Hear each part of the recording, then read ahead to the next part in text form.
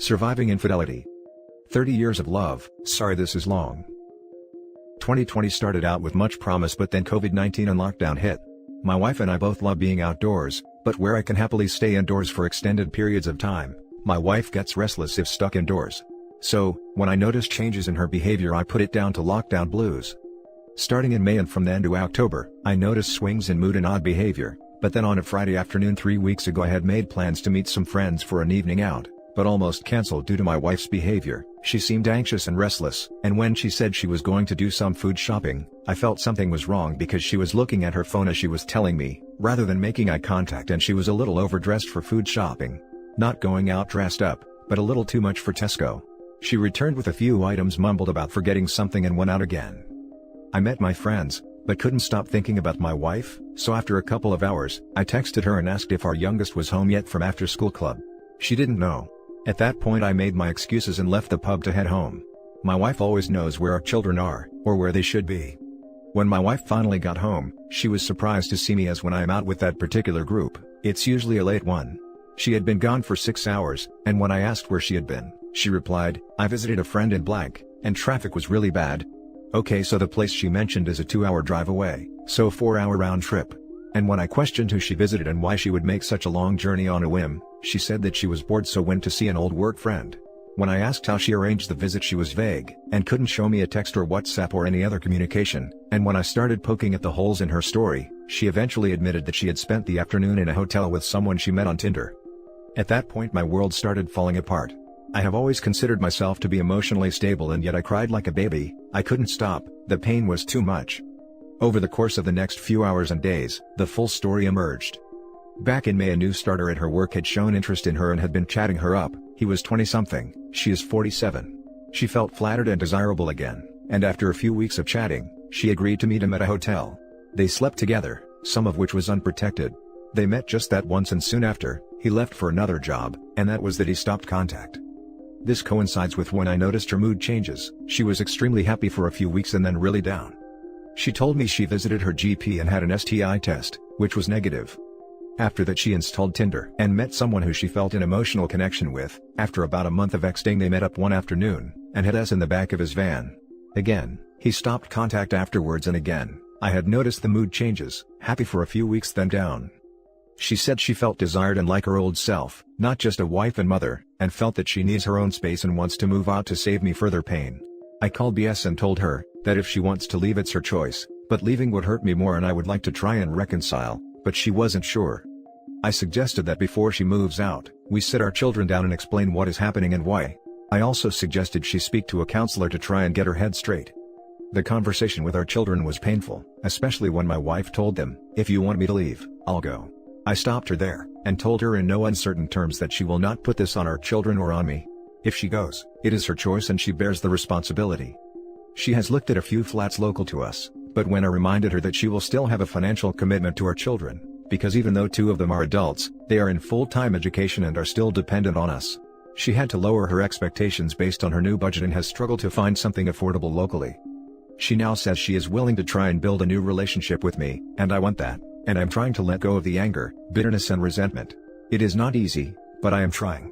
Then she told me she had unprotected action with 2 of the men, and had a contraceptive implant fitted at the beginning of October. I had a vasectomy years ago. The implant lasts 3 years, which leads me to conclude she intended, or intends to continue to see other men.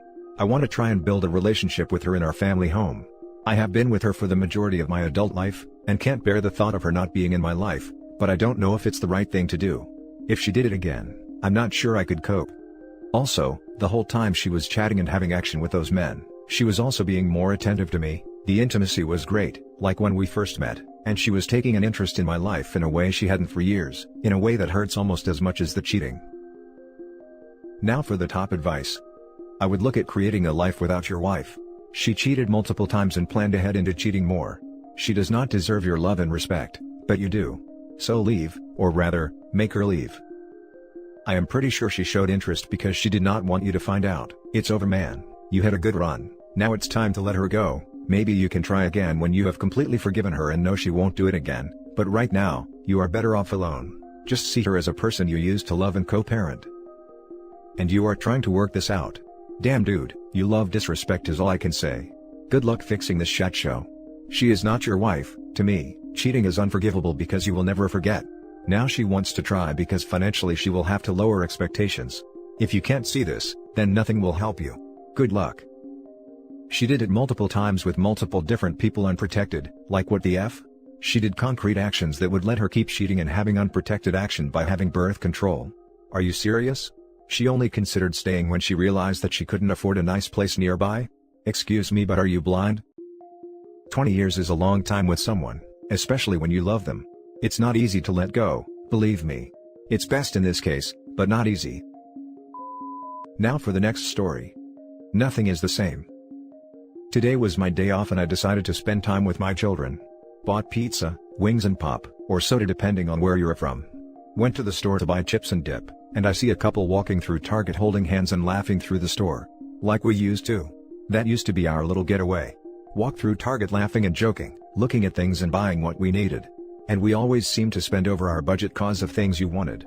I just love to see you smile after buying your books for you to read, or movies you wanted me to watch. We said this year we would buy our children a new TV for the holidays.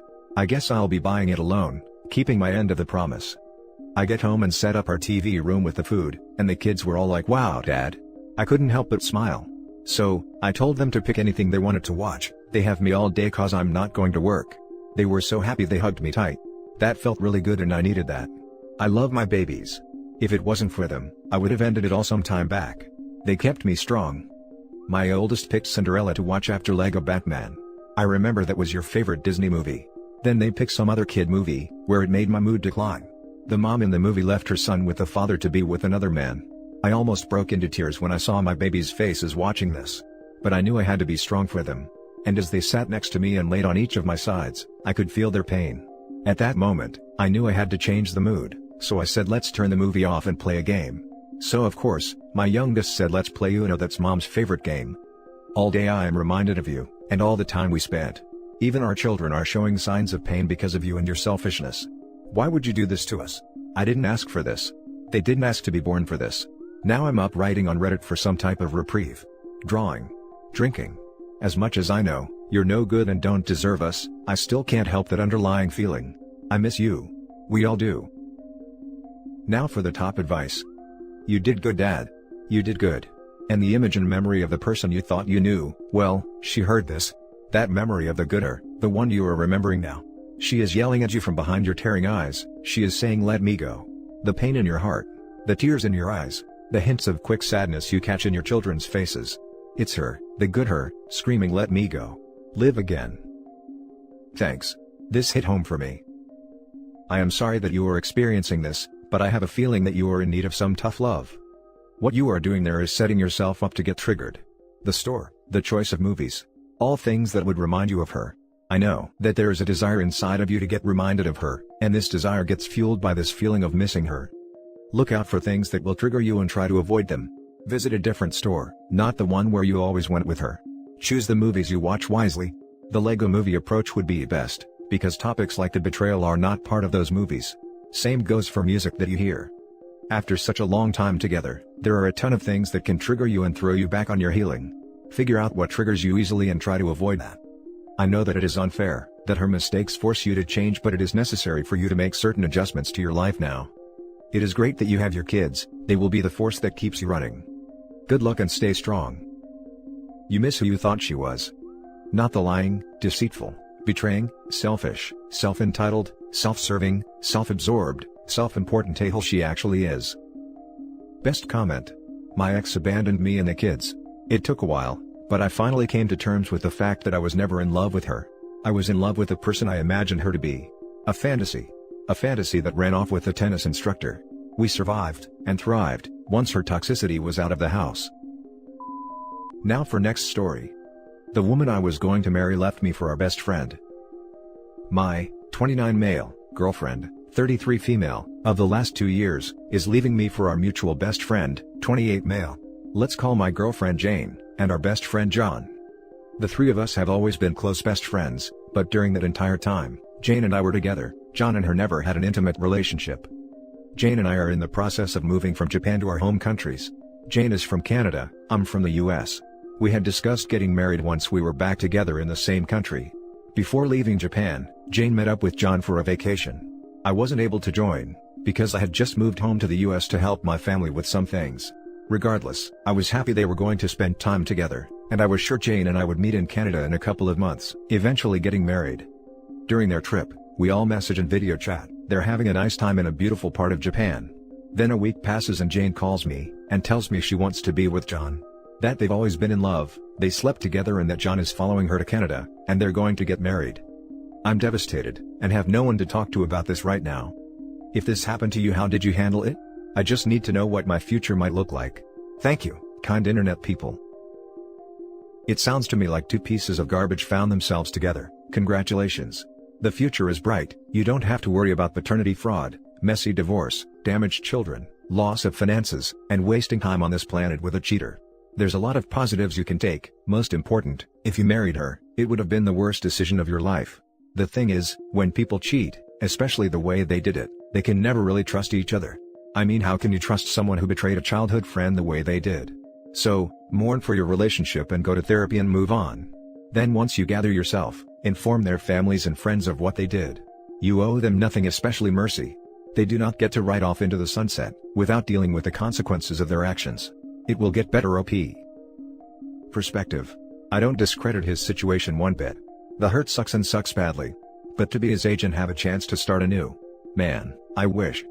OP, this hurts now, but you're going to see in about a year, that this is a blessing in disguise. No matter what, stay no contact with these people. No matter what. No apology in the world should break this. You've been warned. If regret sets in, do not take her back and do not keep that friendship. Block both of them everywhere. Screw their reasons. They both violated your trust, screwed, and then ditched you. Who goddamn does that to someone they love? They must have done stuff before this. They're both incredibly toxic people. As hard as it is, block them completely from your life and never speak to them again. You'll be way better for it. You got double betrayed and that's not easy. When you're settled in, seek therapy. Now for the last story. Girlfriend of 3 years cheated, saw video with the other guy. So, this girl I've been with has been extremely loving and caring, or at least, manipulated me into thinking so. After what I found out, I realized she's a complete pathological liar, and can do it without batting an eye. She made full promises and always gave me reassurance that she would never cheat, or do anything to betray my trust. I really loved this girl with everything I had, and her love to me felt real too. Then I saw some red flags. I decided to check her phone and she was flirting with a guy and they talked about how they effed. I was absolutely blindsided by this, as she always told me she wasn't that kind of person, and that she loved me too much to do anything like that. We ended up breaking up. 2 weeks later she messaged me and wanted to talk. My horny butt was stupid enough to suggest hooking up, but as long as there's no one physically involved, because I don't want to sleep with her if she's doing it with someone else. She agreed, and promised again that she wouldn't sleep with anyone if we're going to be doing it. Again, our relationship was already over, and she even said there's nothing to lose so there's no point in lying. I was skeptical. The day we chilled and had action, I had my suspicions. I snuck onto her phone to find a video of her sucking a new guy's D, taken the day before we chilled. I was absolutely shattered and I can't get that image out of my head. Keep in mind, she promised all that stuff a few days before that. So, in a couple days she already disregarded everything she said to reassure me it won't happen again. I'm broken after this and my trust is a mess. Every day I feel sick to my stomach and I'm losing weight. I can't get the image of her sucking off that guy out of my head. I'm losing weight and have no appetite at all. I would appreciate any advice, thank you. Now for the top advice. This is why everyone here says go no contact. You broke up. You messed up by thinking it was only going to be a hookup with no feelings. That never works. Someone always catches feelings. Unfortunately for you, this time you didn't catch feelings, you had not gotten over your feelings from the breakup. That video isn't proof she cheated on you. You were already broken up. It is proof that she lied to you, but you should have already known that. Liars do what they do, they lie. They'll go out of their way to lie, because that's what they do. I'm sorry you are feeling like this, but you have to learn that when you get burned, stop putting your hand in the fire. Go no contact, heal, and learn from this. Thanks for the response. I'm cutting her out of my life completely.